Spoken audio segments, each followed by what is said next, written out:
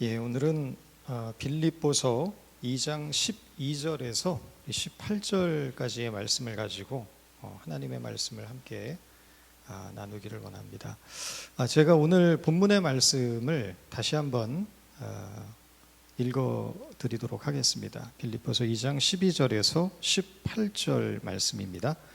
그러므로 나의 사랑하는 자들아, 너희가 나 있을 때뿐 아니라 더욱 지금 나 없을 때에도 항상 복종하여 두렵고 떨림으로 너희 구원을 이루라. 너희 안에서 행하시는 이는 하나님이시니 자기의 기쁘신 뜻을 위하여 너희로 소원을 두고 행하게 하시나니 모든 일을 원망과 시비가 없이 하라. 이는 너희가 흠이 없고 순전하여 어그러지고 거스르는 세대 가운데서 하나님의 흠없는 자녀로 세상에서 그들 가운데 빛들로 나타나며 생명의 말씀을 밝혀 나의 다름질도 헛되지 아니하고 수고도 헛되지 아니하므로 그리스도의 날에 나로 자랑할 것이 있게 하려 함이라. 만일 너희 믿음의 제물과 봉사 위에 내가 나를 관제로 드릴지라도 나는 기뻐하고 너희 무리와 함께 기뻐하리니 이와 같이 너희도 기뻐하고 나와 함께 기뻐하라. 아멘.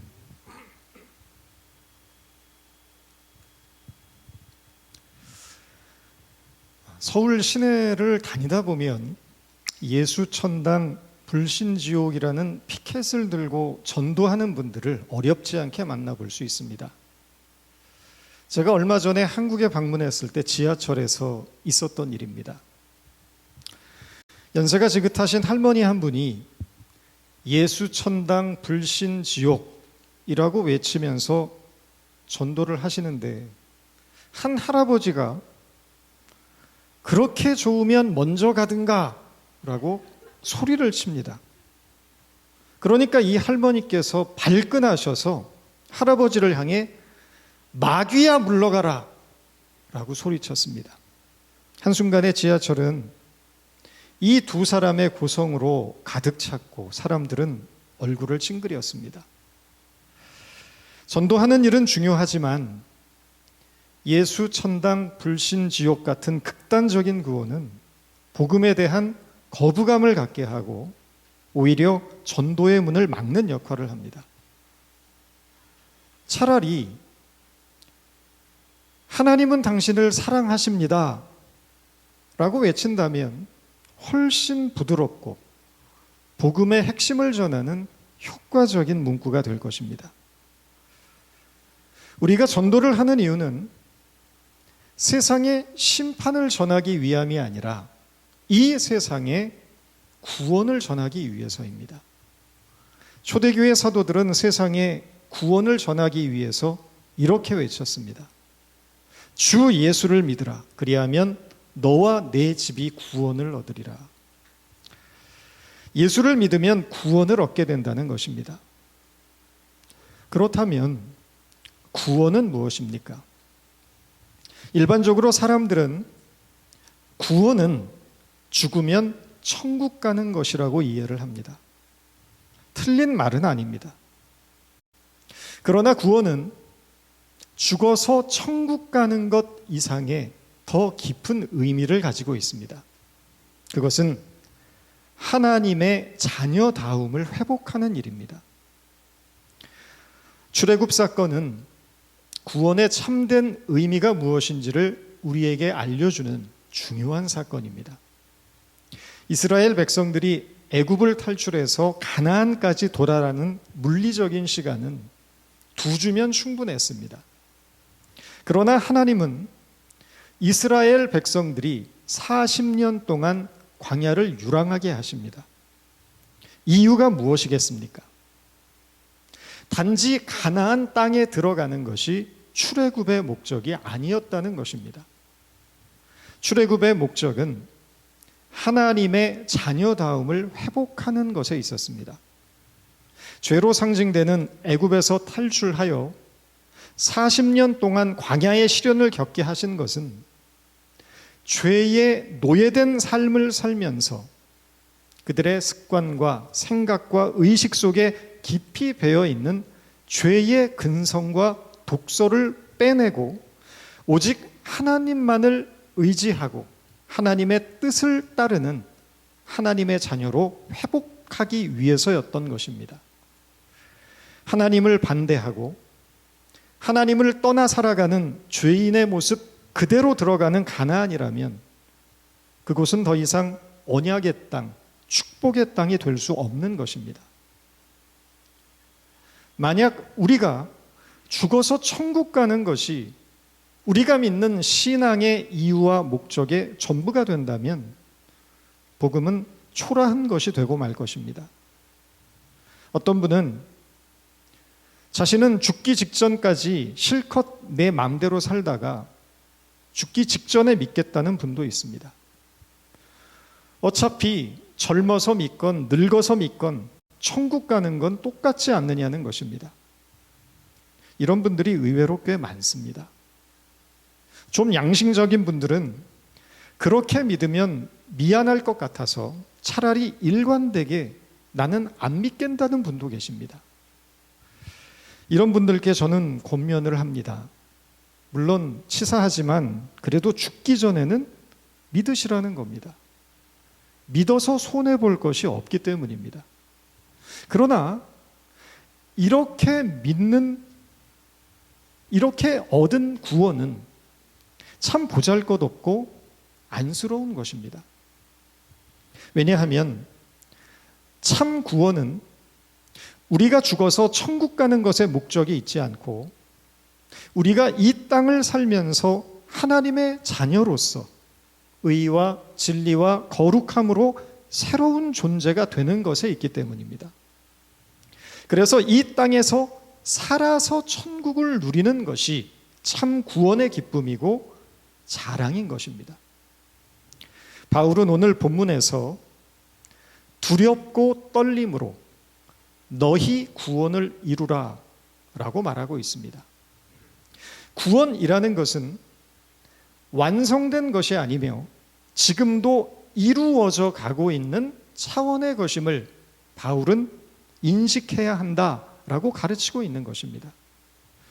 우리의 구원은 시작이 되었지만 아직 완성된 것이 아닙니다. 우리는 지금 구원을 이루어 가고 있는 중입니다. 구원의 즉각성과 점진성입니다. 구원이란 신비한 사건은 예수 그리스도의 은총으로 우리에게 임하여 장차 영원한 나라에서 영원한 생명으로 살게 될 것을 약속합니다. 이것이 구원의 즉각성입니다. 그러나 영원한 나라에 들어가기까지 이 구원의 약속은 아직 완성되지 않은 것이며 우리가 이 땅을 살아가는 동안 하나님의 자녀다움을 회복해야 한다는 것입니다. 이것이 구원의 점진성입니다. 지금은 공사 중이라는 제목의 노래가 있습니다. 이 노래의 가사를 보면 이런 대목이 나옵니다. 조금만 기다려줘. 지금 내 마음은 공사 중이거든. 툭하면 물이 새는 수도관도 고치고 얼룩덜룩 칠이 벗겨진 벽에 페인트 칠도 다시 하고 모퉁이 빈터에는 예쁜 꽃나무도 심고 있거든. 우리는 지금 공사 중입니다. 누구도 공사가 끝난 사람은 아무도 없습니다. 이 공사는 우리가 이 땅에서 삶을 마치는 그 순간까지 계속될 것입니다. 툭하면 물이 새는 수도관처럼 아무리 각오를 해보지만 여전히 주님보다는 이 세상을 더 사랑하고 진리를 따르기보다는 이 세상의 철학과 풍조에 이끌려 살아가는 우리들입니다. 사랑을 배우지만 사랑할 능력이 없어서 언제나 실패하고 넘어지는 것이 우리들입니다.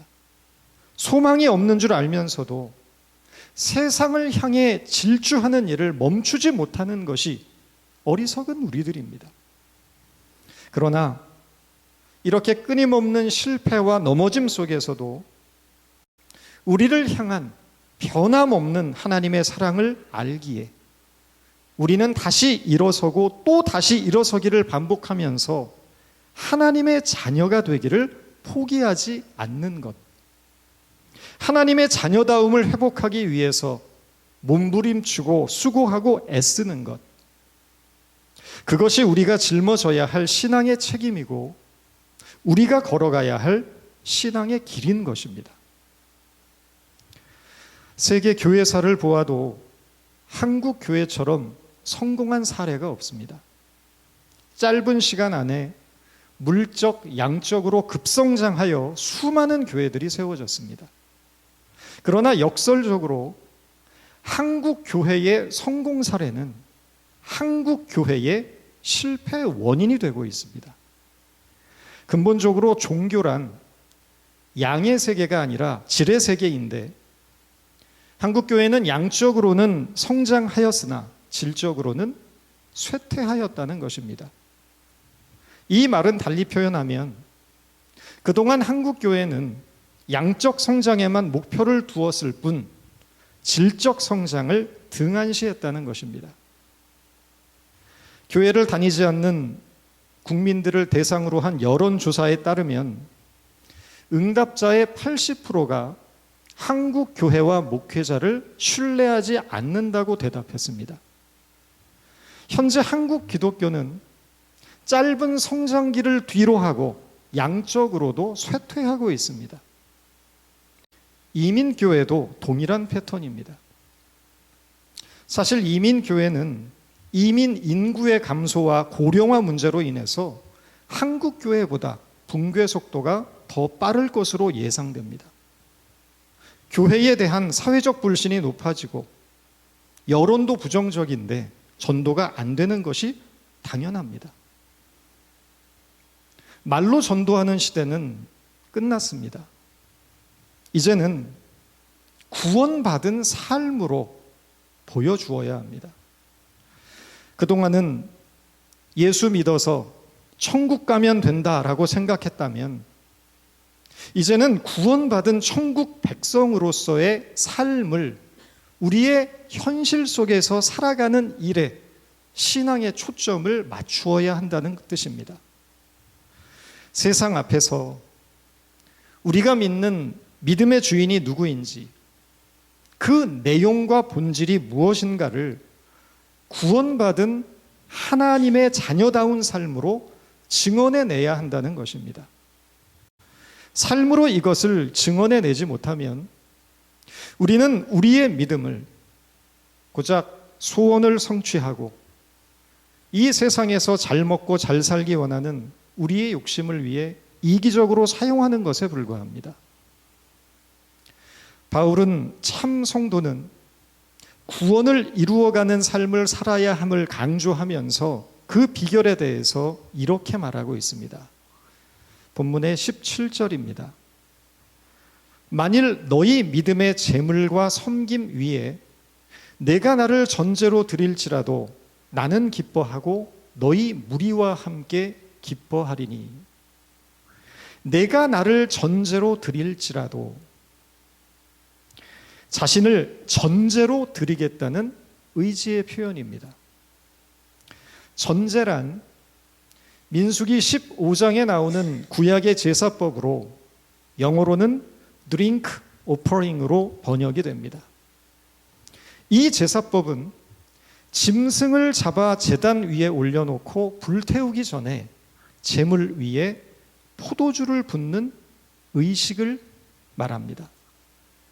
여기서 포도주는 피를 상징합니다. 바울은 로마서에서 너희의 몸을 산 제물로 드리라 라고 말함으로써 하나님이 기뻐하시는 참된 제사가 삶으로 드리는 예배에 있음을 가르쳤습니다. 따라서 너희 믿음의 제물과 섬김이란 것은 빌립보 교회 성도들이 하나님 앞에서 살아가는 신실한 삶을 뜻합니다. 바울은 빌립보 교회 성도들이 신실한 삶으로 하나님을 기쁘시게 할 수 있다면 자신의 피를 뿌려 그 제사를 온전케 하겠다고 말하고 있는 것입니다.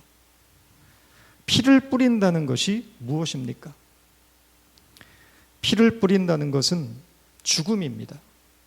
희생입니다. 자기를 버리는 일입니다. 손해보는 일이고 고난받는 일입니다. 그런데 바울은 하나님께 드리는 제사가 온전해지기 위해서는 피를 뿌리는 일이 있어야 함을 강조하고 있는 겁니다.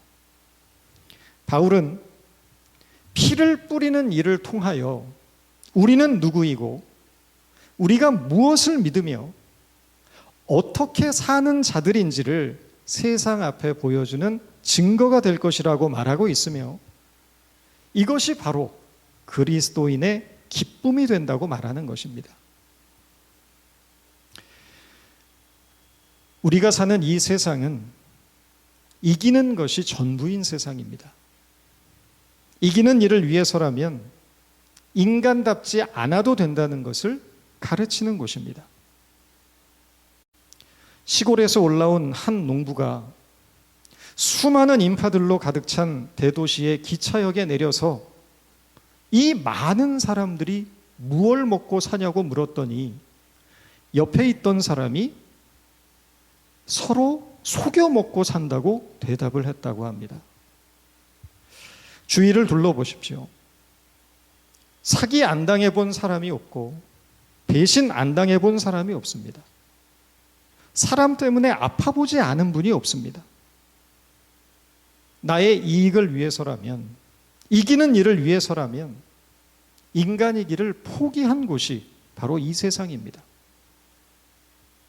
눈 감으면 코백하는 세상이고 착하게 살면 호구되는 세상입니다. 그러나 우리는 똑같이 살 수 없습니다. 우리는 세상과 달라야 합니다. 우리는 이기지 못할지라도, 우리의 것을 잃을지라도 하나님의 자녀로서 마땅히 가야 할 길을 포기할 수 없는 것입니다.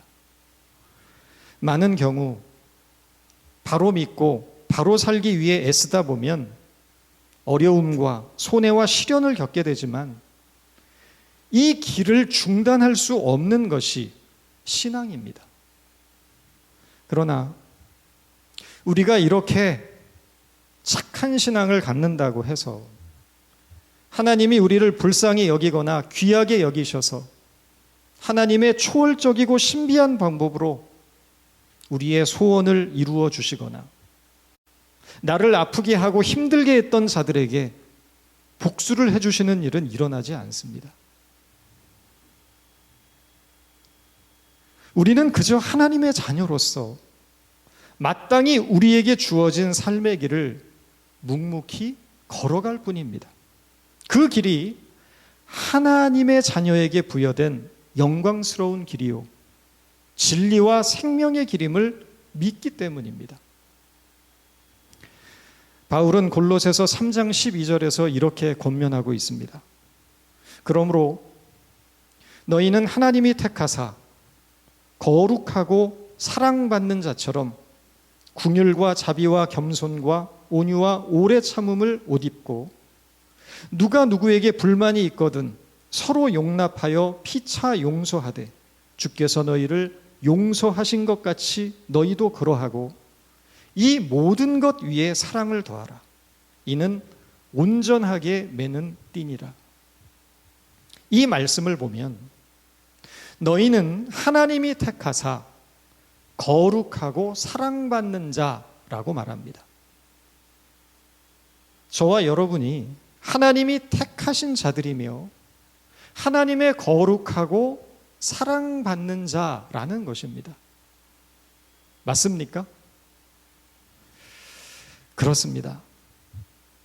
우리는 하나님의 택함과 거룩함과 사랑을 받는 놀라운 특권을 받은 자들입니다. 그런데 그런 우리에게 요구되는 것들이 있습니다. 궁휼과 자비와 겸손과 온유와 오래 참음을 옷 입고 서로 용납하며 용서하고 이 모든 것 위에 사랑을 더하라 라고 하십니다. 이것은 우리가 택함을 받았고 하나님의 사랑받는 자이기 때문에 요구받는 것들이며 하나님의 자녀이기 때문에 할 수 있는 것들입니다. 세상 사람들은 이런 요구를 받지 않았습니다. 왜냐하면 그들은 택함을 받지 못했기 때문입니다. 우리는 때로 왜 세상 사람들은 자기 멋대로 살고 하고 싶은 것 다 하면서 사는데 왜 우리에게만 이런 높은 수준의 삶이 요구되는지에 대해 의문을 갖게 됩니다. 남들은 안 지키는 일, 남들은 죽었다 깨나도 안 하는 일들을 왜 우리만 해야 하는가? 그러면 언제나 손해보는 건 우리 아니냐고 불평할 수 있습니다. 그러나 이것은 저와 여러분이 하나님의 택함을 받았으며 하나님의 특별한 사랑 안에 살고 있는 자들이기에 우리에게 요구되어지는 고귀하고 가치 있으며 영광스러운 덕목임을 기억하시기 바랍니다. 노블리스 오블리제라는 말은 높은 사회적 신분에 상응하는 도덕적 의무를 뜻하는 프랑스어입니다. 귀족들은 그에 걸맞는 사회적 책임과 의무를 다해야 한다는 것입니다. 우리들도 마찬가지입니다. 하나님이 자기의 생명과 우리를 맞바꾸어 주셨습니다. 죄인에 불과했던 우리의 가치가 십자가에서 하나님의 자녀로 격상이 되었습니다. 죄인에서 하나님의 자녀로 놀라운 신분의 변화가 이루어졌습니다. 그렇다면 이제는 그 신분에 걸맞게 살아야 한다는 것입니다. 내용을 채워가야 합니다. 왕자가 되었는데 여전히 거지처럼 살면 안 된다는 것입니다. 하나님의 자녀로서의 자존감을 가지고 하나님의 자녀다운 성품과 인격을 가지고 하나님의 자녀다운 명예롭고 영광스러운 믿음의 길을 걸어야 한다는 것입니다. 이것이 저와 여러분에게 요구되고 있는 새로운 삶의 내용입니다. 로버트 프로스트의 두 갈래 길이라는 시를 나누면서 말씀을 맺겠습니다. 노란 숲 속에 길이 둘로 갈라져 있었다. 안타깝게도 두 길을 한꺼번에 갈 수 없는 한 사람의 여행자이기에 나는 오랫동안 그곳에 서 있었다. 그리고 한 길을 택했다. 똑같이 아름답고 아마 더 좋은 이유가 있는 길을. 그리고 그날 아침 두 길은 똑같이 아직 밟혀 더럽혀지지 않은 낙엽에 묻혀 있었다. 나는 첫 길은 훗날을 위해 남겨두었다. 길은 계속 길로 이어지는 것을 알기에 내가 과연 여기 돌아올지 의심하면서도 어디에선가 먼 훗날 나는 한숨 쉬며 이 이야기를 하고 있겠지.